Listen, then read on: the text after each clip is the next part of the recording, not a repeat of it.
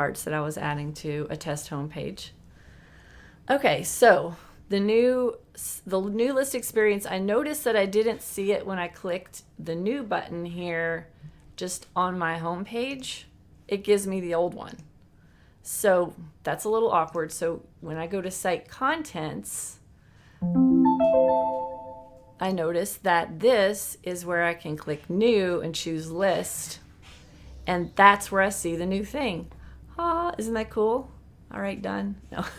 So what is it? What it's doing is explaining to you what a list is. So these little pretty links are not anything that you can click on or do anything with. Those are just explanatory. And then you can just give your list a name just to create a brand new one. But the cool thing about this is that you can create one from an existing list now.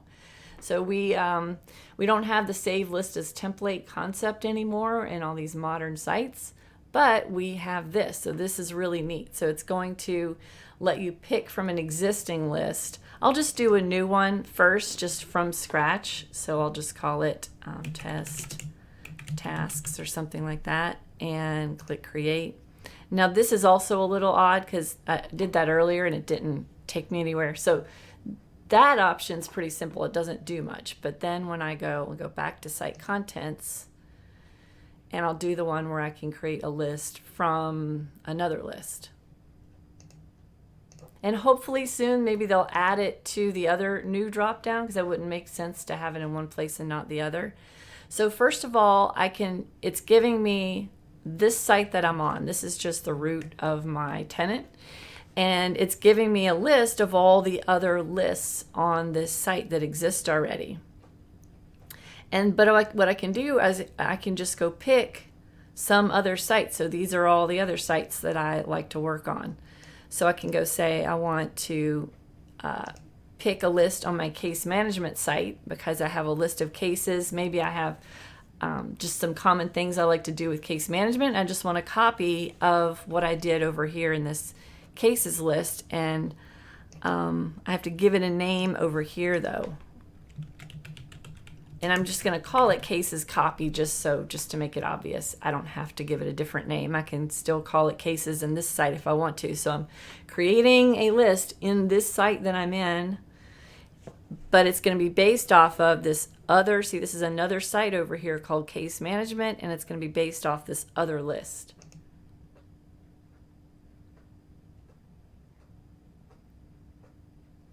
All right, so look at that. So here is my cases, my copy of my case management, and look at that. It's got all my fields already that existed in my other case management list. Nice, huh? All right, so now what's going to happen if there's a couple of other little cool things that it does. So my site already has this documents library. I'm going to go over to just another site. It's not going to copy data as well. No, there is no option to pull the content in. I think that a lot of people got in trouble with that. I think that a lot of people, when they were saving lists as templates and didn't mean to save the content in it. So I saw in the real world a lot of examples of people saving the content and not meaning to, and then people create the list from the template and then they get all this content they weren't supposed to have access to. So I maybe they just removed it because of that, but usually in the real world you wanted to just have an empty list. But no, it's not going to bring across the content as well. If you wanted to just make an entire copy of something, that would be where you could use PowerShell for that. But yeah. Okay, so the content's not in there, but I have my whole structure. Now let's go over to, I'm going to go to another list, just a different site again, and just go to just a test list. So let me see. /sites/work. And it doesn't matter what type of site either. It can go from one type to another. All right, so this is one of those cool little ones that we talked about with the SharePoint lookbook and the starter kit and all that stuff. All right, so let's go to see what kind of lists I have in here. Probably not many. Okay, so what I'm going to do is I want to create one from scratch, but I'm going to put a lookup in it to this document library. So I'm going to create a new list in this work at IW Mentor, and I'm just going to call it tasks.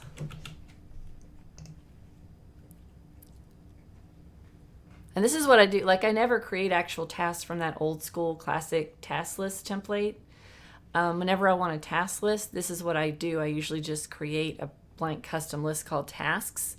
And then when I'm in my tasks, and this is just more of a side note, is all those task site columns already exist. So just to save time and all the columns that I might want to have in my task list, I'll go to like due date. Where's my due date? Due date. Assigned to, let's see what else, status.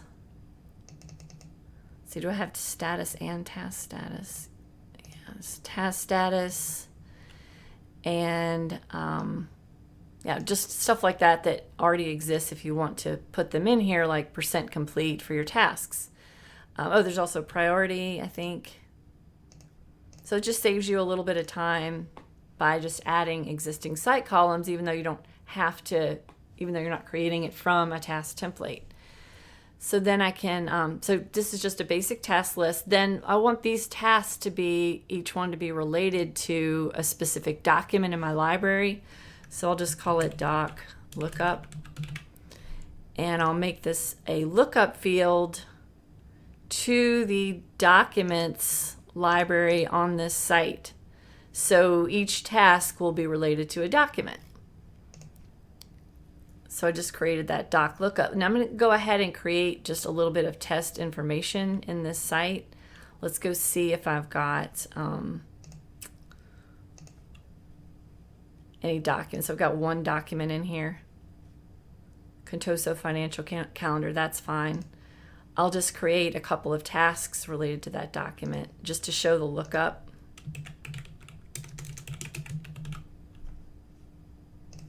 Doesn't really matter what any of this stuff is.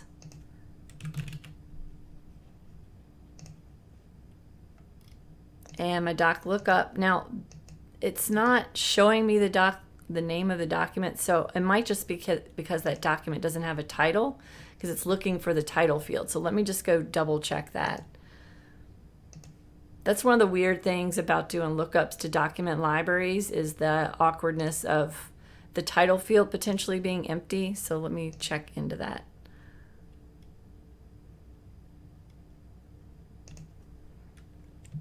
Yeah.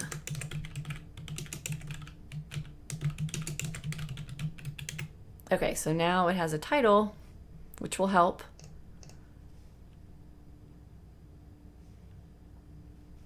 And I'm just going to quickly go change my metadata to pick that file for my doc lookup for the task, which the data in here doesn't really matter. I just wanted to show that in this example I have each task is looking up to a document.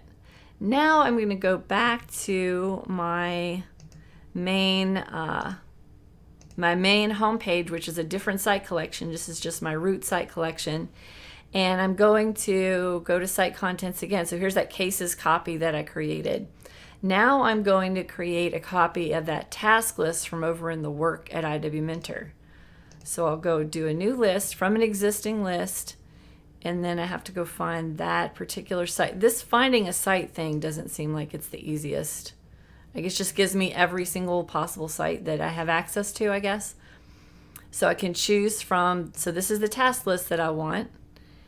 And then I got to give it a name over here. I'll just call it tasks with lookup. There. And now it's making a copy. Okay, look at this. This list references doc lookup in documents. If these do not exist within the site, we will add them. Isn't that cool? And so then it says, do you wish to continue? Okay, so it goes ahead and create that. The documents library does already exist though. So let me create a new task over in this new place where I put it. New task in root. And then let's see. Blah, blah, blah, it doesn't matter. And then my doc lookup. Now I don't have any documents in this site, so let me go ahead and make sure I put a couple in there just with my little test data here.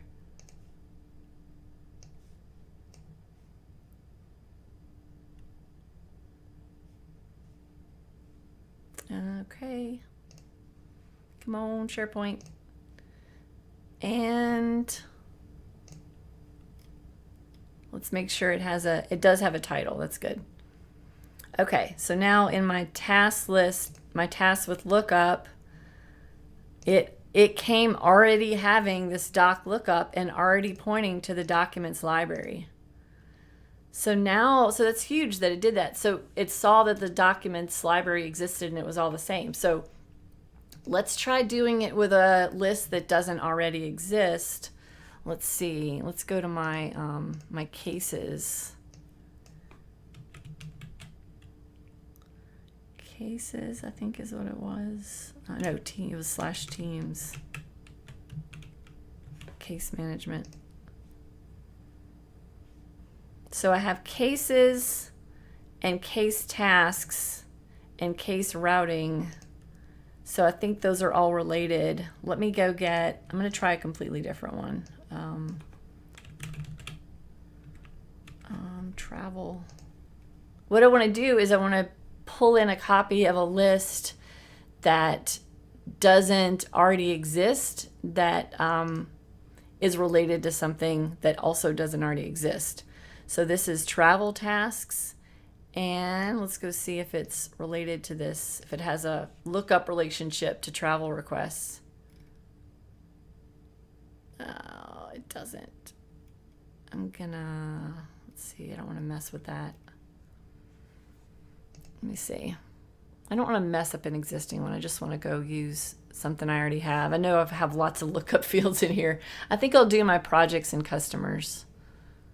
Yeah, so I've got projects, which has a, ooh, this one's even got some custom formatting. It'll be interesting to see if that comes across. And that one has a customer lookup for each project. So see, there's my customer lookup. Okay, so I'm going to take this projects list and do that, create that copy, and then see if it also brings over the customers list because they're related. Okay, go back to my site contents of this root site, and I'll do another new list, and from an existing list, and that's going to be my projects, which is over in my site/home old/PowerApps. Let's see if I can find that. Let's see. Demo. Yep, I think that's it. Yeah, projects. So I'm not bringing over customers. I'm just going to bring over projects and see if it also brings over customers. So I'll call it projects. And it's making a copy of projects. I don't think customized PowerApps for list forms would move with it, but we can try one. This list references customer lookup, and then it pulls over customer lookup, name, ID, customer status. If those don't exist, we will add them. Yes.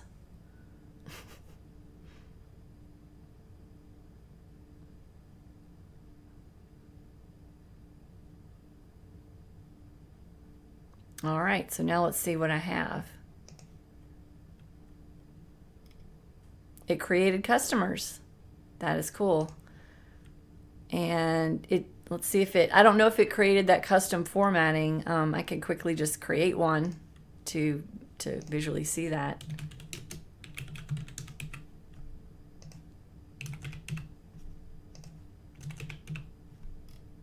Or of course I could go look in the settings. I don't have any customers yet to look up to. Oh, look, it brought over the formatting. Oh, that is huge. Look at that. Y'all like that? That's awesome. See, I didn't even know it was going to do that. We can go look to see if either one of those was already customized. Yeah. So this was customized with PowerApps, but what happened was, remember when I did the site swap the other day? I did Power Hour all about site swap. That is one thing you have to watch out for when you do the site swap, is if you have something that's customized with PowerApps, you lose your Power App. So like I pulled this whole site over that had, this is all just demo stuff that I've been doing for years. So it had all this demo stuff and a couple of lists that were customized with PowerApps. So the other day when I did the site swap, that's what broke this customized list form. So good to know, right? So what I'm going to do is I'm going to customize it with PowerApps. No, yeah, that one's broken. I'm not going to mess with that. Okay, I'm just going to go to a different site that has something that's customized with PowerApps. Where did I put that? Let's see, home old / travel. I think my travel list is customized with PowerApps. That's this thing. I just don't remember if it's a customized list form or if it's a, yeah, it's a standalone. Yeah, see, that one broke too. Whew, that's fun. Yeah, anything that's going to be in this whole URL is going to be broken from moving that stuff over. Let's see, site / let me go look. I guess that would be the one more test to do, would be to go customize something with PowerApps and then see if it will go over. So I can just go in this work site and just create something completely new and customize it. So I'll just do a new list, call it Customize Me. I doubt it's going to work though, I really do. Especially since the PowerApps, you lose them completely when you move the site. I can't imagine that it would go with and make a copy of itself when you create a copy of a list too. So I'm just going to go to PowerApps and say Customize Form. That is another good reason to not use customized list forms in PowerApps. Just do standalone apps. And I've written multiple blog posts about that in my little rant. Okay, so this is customizing this list form. Blah, blah, blah, blah. And I'll go ahead and just give it some crazy color just so that it's really obvious when we look at it. And I'll say back to SharePoint, save and publish.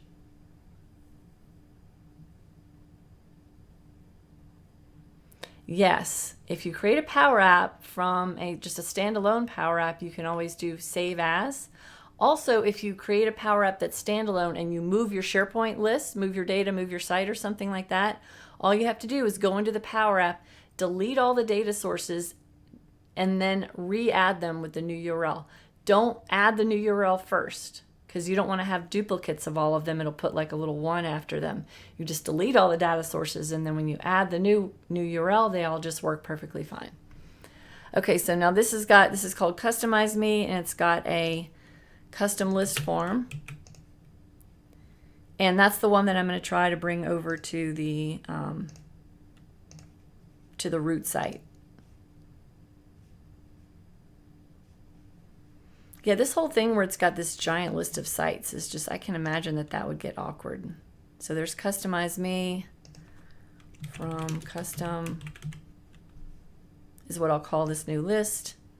That whole thing with it bringing over the formatting though, that is awesome. That is huge. Yeah. All right, so then let's test it. This is my from custom list. And nope, no custom list form. Which is not a surprise. All right, any other questions about that concept of just creating a list from another list? That's pretty neat, right? You're all gonna find that useful? I guess in the chat window, if you could just kind of comment about different times that you need to be able to have this concept of where you used to use save list as template, and now you'll be able to use to create from an existing list, and when you use that. Oh yeah, Zach says he feels like this would be a good time to start creating a list templates site to make it easier to find specific lists and specific formatting. Yeah, that's huge. And this one that I did, that was, let's see. the tasks. Also notice it helps that, since I use site columns, because now this is actually, oops, that's a different one. I think tasks with lookup, that's the one I want. I use site columns when I created it in the other list, which keeps it nice and neat, because now it's using the exact same site columns in the site that I moved it to. Now, if I hadn't done site columns, it would still work, but it's just good to know that it's going to reference that same site column in the new place.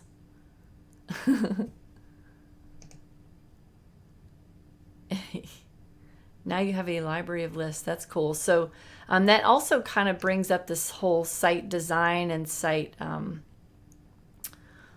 scripts concept, which Joelle did a couple of power hours about a few months ago, which is a really nice concept to have for having those lists that already exist. And it even gives you the ability to create from an existing list as well. So you could have, like in my class that I teach, in the flow portion, instead of having them go through all these steps of having to create the list and create all the columns, I want them to be able to get straight to the point and be building the flows. So I created a site design in my IW Mentor tenant. And so all the students have to do is go apply that site design, and it just creates all the lists for them, and just with all the columns and everything. And that way that you can just get straight to creating the solutions. So it's really nice to have those all built in the site design. Okay, so now let's see the concept of who wants to be a guinea pig to look at filling out a form that's with an external user. Because this is just my demo tenant, so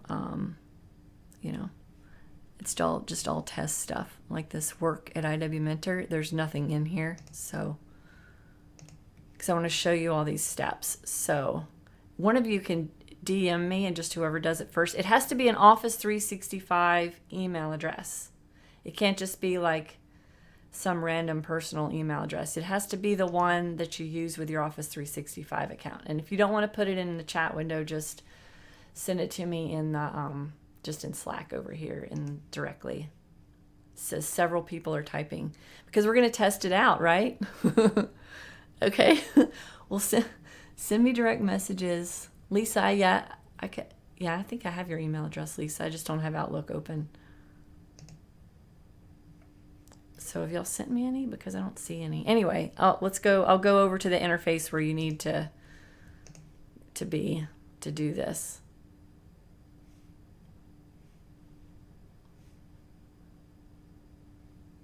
That's weird. I don't have any direct messages.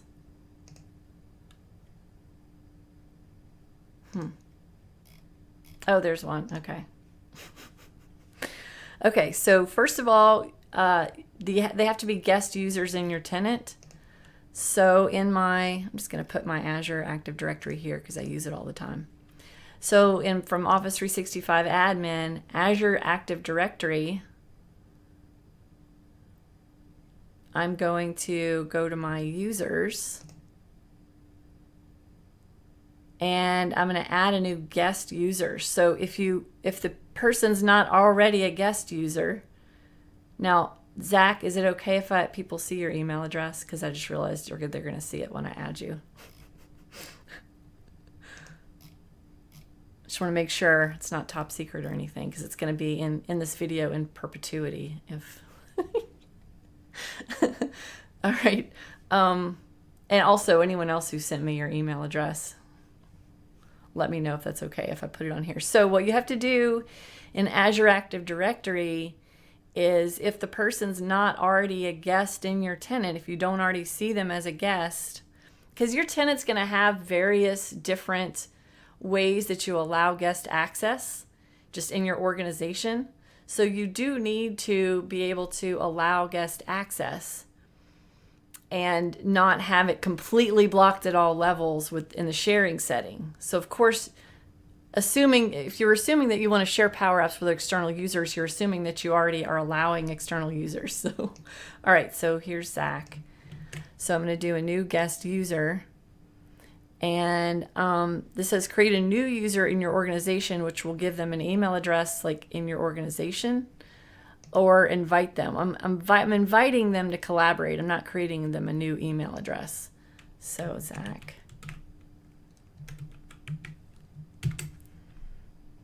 And then, let's see there. What I don't know off the top of my head is if it sends Zach an email right when I add him here. So Zach, you can tell me that if it did that. Okay, so Zach's now in my list of external users. He's in here as a guest. So then Zach is going to be able to fill in PowerApps that I share with him as an external user. So let me go to my my work. Let's see, where's that work site that I had? God, too many sites open. Site/work. Okay, so I'm going to add Zach as a guest user, and I have to make sure that this site does have guest users enabled. So let me go to my admin center and go to my SharePoint settings. So this is something that you could double check. And again, you might have different default settings in your tenant for what you're allowing, where you're allowing external sharing. So for this site, let's see.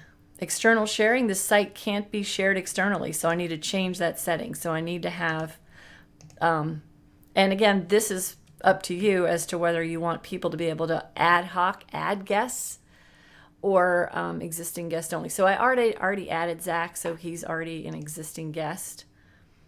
So the site that I want to share with him, I need to make sure that has the Power App on it. I need to make sure he has access to it. So then when I go to the site, I have to make sure he has permissions to it. And then I have to have a Power App for him to fill out. So before, the whole point is that if you had a list that was customized with Power Apps, then the person would just get a big blank error saying that they don't have access to Power Apps. But as long as Zach, do you have access to Power Apps in your current organization, in your own Office 365 tenant? That is what it's going to check. So if the person is an Office 365 account that maybe they only have email, or they have some completely different license that doesn't include Power Apps, then he wouldn't be able to get to my Power Apps. So that's the trick, is that they have to already be a Power Apps user, or else it's going to count against your licenses on your tenant. Okay, so it won't count against your tenant license if they already have it.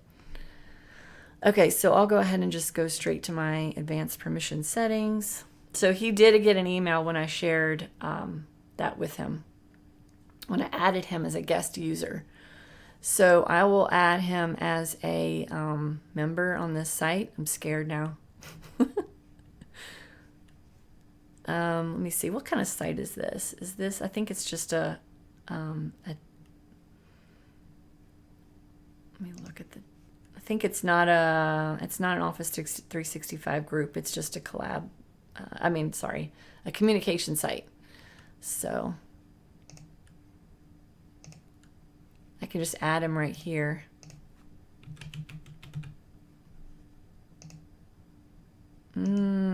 Maybe I can't. Let me see. Gotta make sure I can add him. Oh, did I put? Let's see.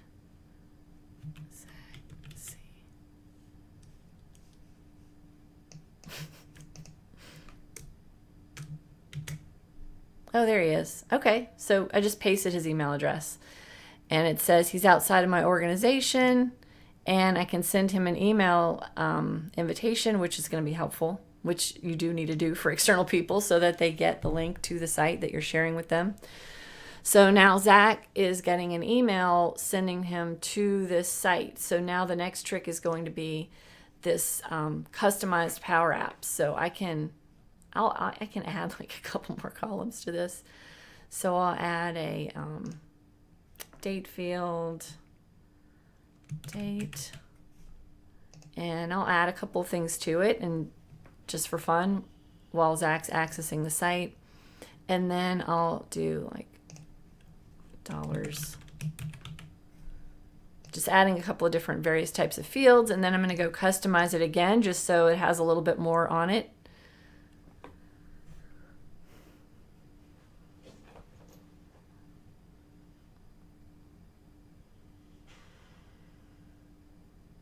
Fun with external users. The dog just let out a big sigh. All right, I'm going to delete that and add date and dollars, these other fields that I just added. That is really ugly. I'm going to change that color scheme. Some of those really do some funky things with the fonts too. Did you notice that? They make them really like odd on the date fields. Okay, I'm going to say back to SharePoint, save and publish. Hopefully Zach can get to my site. Let's see. What am I missing over here?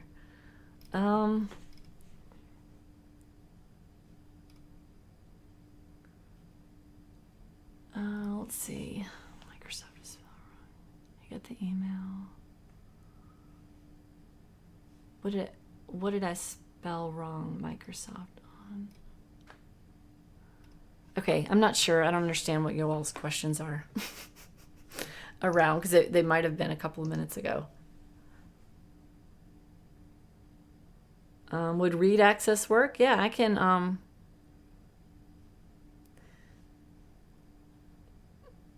I could give him read access, but I want him to be able to fill out this form. So go ahead if you can and see if you can get to this little customize me list, which is the list that I customized with PowerApps, and see if you can actually open up the Power App. And so this is what it would look like for Zach. He would be clicking new and filling out a new form like that and clicking save, and he would actually see that customized form.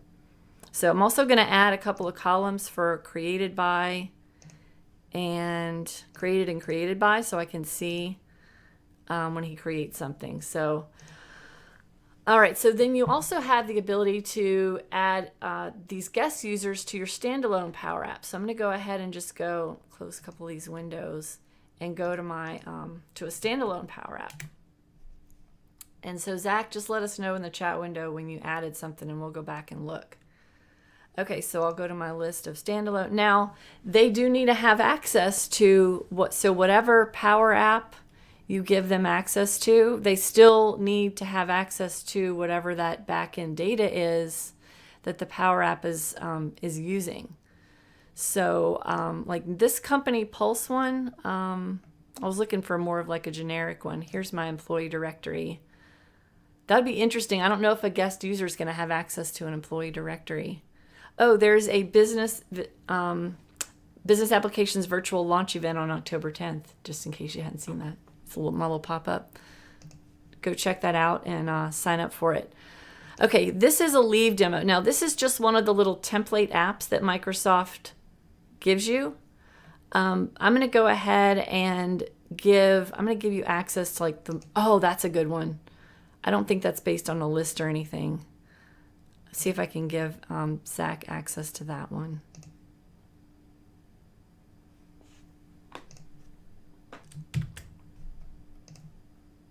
Okay, so he's going to be an end user, and I'll send him an invitation to have access to that. Okay, and he said he did create a list item. Let's go back over to, let me close that. Yay! Look at that. So he was able to interact with the Power App that's a customized list form and fill out the Power App. Now, Zach, I went ahead and shared this animation demo with you. Now I'm going to double check this one to see what kind of connections I'm using in it. To see if so I don't have any connections in this demo app that I just shared with you. So that you don't have to worry about not having access to wherever the data is. Because if I'm giving him access to an external app, or to a Power App that's a standalone app, I would still separately need to make sure that he has access to whatever data the app is using. So, Zach probably should have gotten an email when I shared that little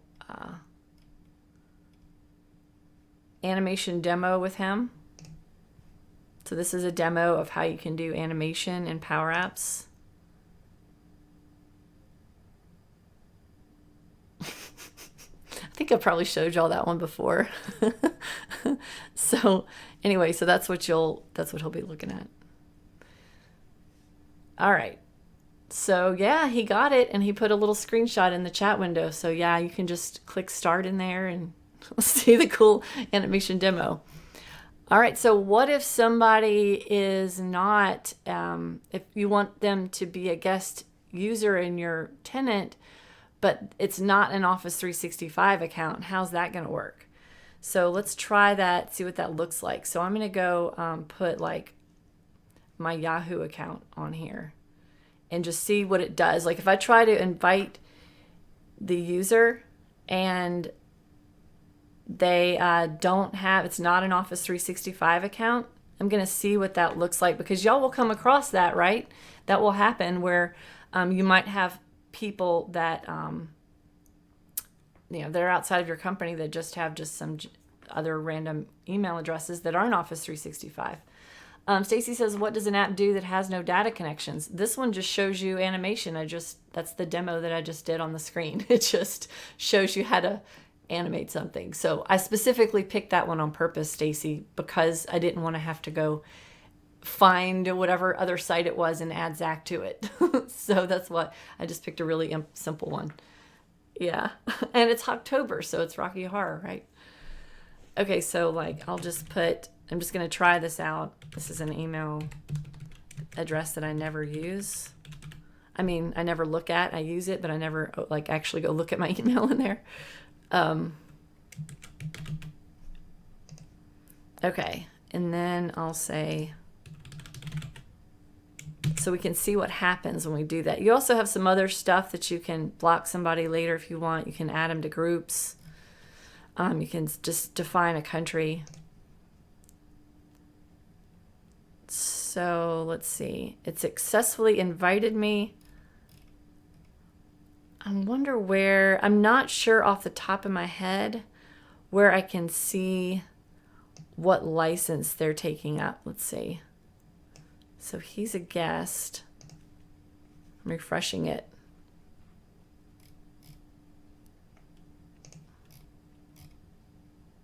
See, oh look, see? After it resolved him, look at the very, very bottom of my screen. It says he's got external Azure Active Directory. So like this is my WonderLaura tenant. This is not my IW Mentor tenant. And I added my my IW Mentor email address as a guest, and it shows me it's an external Active Directory tenant. So this will actually show me each, and if it's a Microsoft account like Windows Live, it will show me each one of those. And so since he has external Azure Active Directory, then anyway, he's using that license. So then this one just says invited user. So it's probably going to give me an email in my other, in my Yahoo account that says to sign up and create a Windows account. Which that's the awkward part to me with external users, is having to, just the awkwardness around what kind of email address is it? Is it Office 365? Is it Windows Live account? If you're just some external person and you're, not in this world, in this Microsoft world, you're, just maybe attorney that your company's doing business with or something like that, you're not going to understand a lot of this stuff. So that, I think the external user part is still a little bit confusing for stuff like that. So here's the email that I got. So let me see if I can pop this out. No, let's see. Anyway, it just says you've been invited to access applications in the WonderLaura organization. Then when I click Get Started, I'm going to open up an in-private browsing window to see what it does. Invitations. Let's see. So it wants me to basically redeem my invitation, and it wants me to sign in with a Microsoft account. So this isn't a Microsoft account, so I would have to create one and go through all that, which I'm not going to do that. So Oh, okay. Zach says it creates a mock email from your tenant with the user's email that is not Office 365. A mock email. Oh, okay. Let me see. So I clicked on it, but who do you authenticate to as? If it's not a Microsoft account, this is my Yahoo account. What password would I be typing in, you know? So that's the part I think that's confusing to guest users. Do you have to add an external user to AD before you can give them access to a list or library? That depends on what your settings are for your whole tenant. So in your tenants, let me show all here. Let me just go to the SharePoint admin. I usually just go here. So I've got the most permissive for SharePoint and OneDrive in this tenant. So this depends whether you have to add them ahead of time in Azure Active Directory depends on what this setting is, because like, for example, if you have only guests already in your organization's directory as your setting, then that means you do have to go add them to the directory before people can invite them. But if you have new and existing guests, that means anybody can invite people. So then you also have, limits and stuff. We talked about some of this stuff, I think, in other Power Hours, but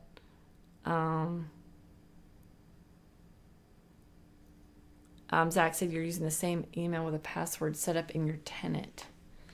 This is a Yahoo account, though. This doesn't have a tenant. Does it? Let me see. Let me go look at the email again. Yeah, it just says you're being invited. Sending it to my Yahoo account. But am I supposed to type my Yahoo password? Because that doesn't make much sense. This is not a Windows account. Yeah. So I can go look again at the this thing. Let's see. Let me refresh that. Do y'all understand have y'all experienced any of this kind of confusion when with guest users? Where they have to have a Windows account or an Office 365 account, and other than that, like, it's going to pretty much make them do that. Okay, so here's the users in my admin center. I have, this is an invited user. People who have a Microsoft account are it's saying Microsoft account. And like Zach already has an external account.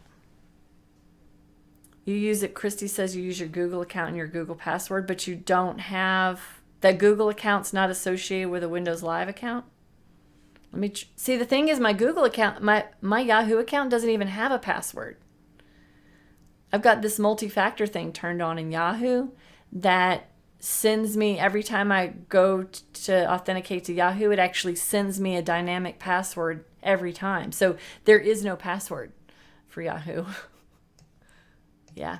Now, with Google, now you could have a Windows Live account associated with your Google account, with your Gmail account. So, because a Windows Live account can be associated with any email address. So that's why it gets confusing, because like I have, it's like a MindSpring account. And my MindSpring account, I could create a Windows Live account that is tied to that MindSpring email address. But this Yahoo account doesn't have one of those. I haven't done that. Yeah. Yeah, they do change it quite often, don't they? But again, that's really cool that you can add guest users in here. And but just keep in mind that, and I'm not sure where you're gonna see the information about the licensing, about it counting against your license for PowerApps. So I'm not sure. Yeah. Let's go look at the licensing in here. Let's see. Just for fun, since we have a few minutes. So both of those are pretty short demos, right? Billing. And again, this is just a demo tenant, so it doesn't really matter what we're going to see in here.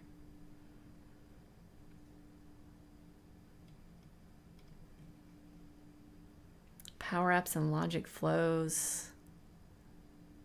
I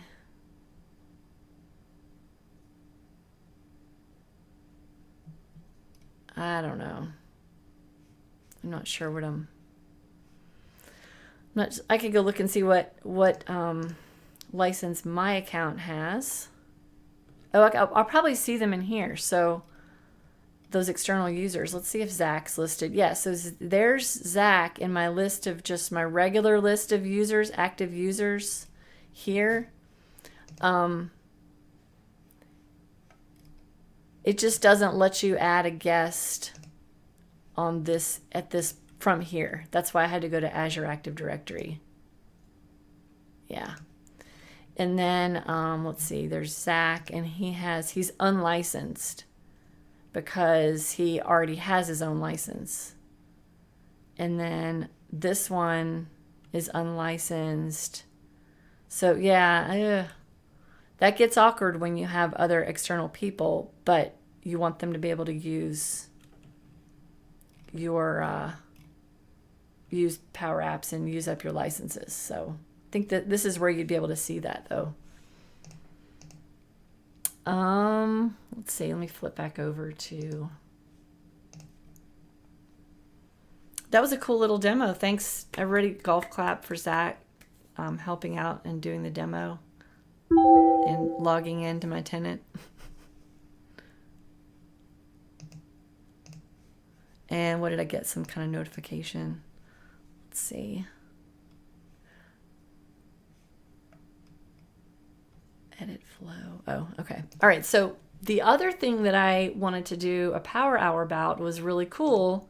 And I can tell you, since we have a few minutes left, first of all, Ignite is coming up in a month. Wow. Ignite's in a month and it's sold out. And it is in Orlando. And I'm going to be doing a couple of sessions there. It'll be awesome. Also, we just finished our live online PowerApps and Flow class last week. And the next one's going to be in January. And I sent you all a coupon for 50% off in the newsletter that I just sent out.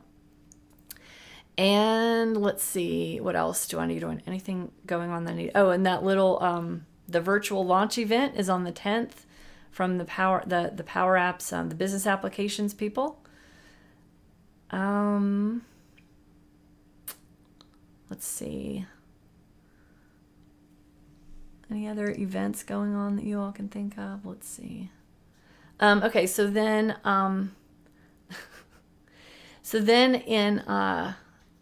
as far as the other thing that I wanted to show you in Power, the other thing that I had to vote on, basically, I've looked at this site provisioning concept, and I've looked at all these different sort of ways that people go about it, and all these just fancy things people are doing with PowerShell and Azure and logic flows, and I really just wanted to find a simple way that didn't require all that and require access to Azure.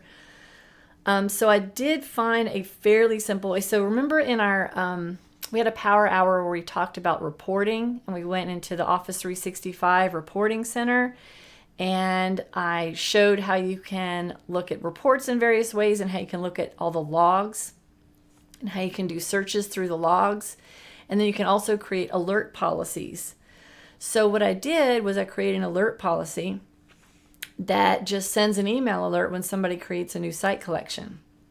So therefore, instead of having to have a big complex site provisioning process, I'm putting it on the back end. So I'm letting people have their create site button, their create group button, their create a team button, and just leaving all that open. But then I'm having something that runs automatically whenever after the new site collection gets created. That's going to do some more of the governance. So this is going to be basically triggers off of a new email arriving, and the only thing the notification gives you is the person's name and the URL of the site collection they just created. So it's doing, you could do whatever you want to do with your governance for your sites, but it's putting them in a SharePoint list and sending them an email, and it's gonna, maybe, you could do a flow on that list that waits a certain amount of time and make sure that they've taken a test that you give them, or they've gone to some training, whatever you want them to do to be a site owner. And so that way you can just keep track to make sure that you have not just people creating all these sites and letting them go to waste, and they're just all over the place, and you have this SharePoint sprawl with no governance. So there are some built-in ways that cost extra money, and built-in ways that you have to use more complex parts of Office 365, but this is just my little free/cheap flow way of doing it. Yeah. So Stacy, that alert is going to be in, and I don't know the link off the top of my head. I don't know, Joelle, maybe you can find it. It's another Power Hour we did, but that's in the Office 365, like in protection.office.com. And it is in here in this audit log search. And it's also like when you go to alerts here,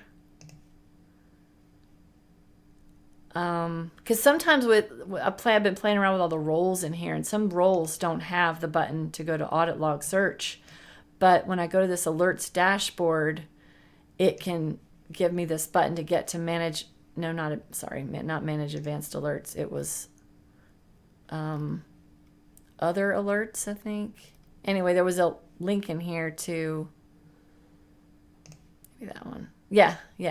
So that's my new site alert that I get sent to this email address. So that's where all that is. So do y'all think that would be interesting to have that as Power Hour? I almost wanted to do it just anyway today because the creating a new list thing was just so small and simple. But oops, there go the dogs. Anyway, it's about time to wrap up. The dogs are barking because it's time for lunch, I guess. So I'll let you all go, and I will see you all next time. Again, Wednesdays at 11 Central. And thanks for coming. Over and out.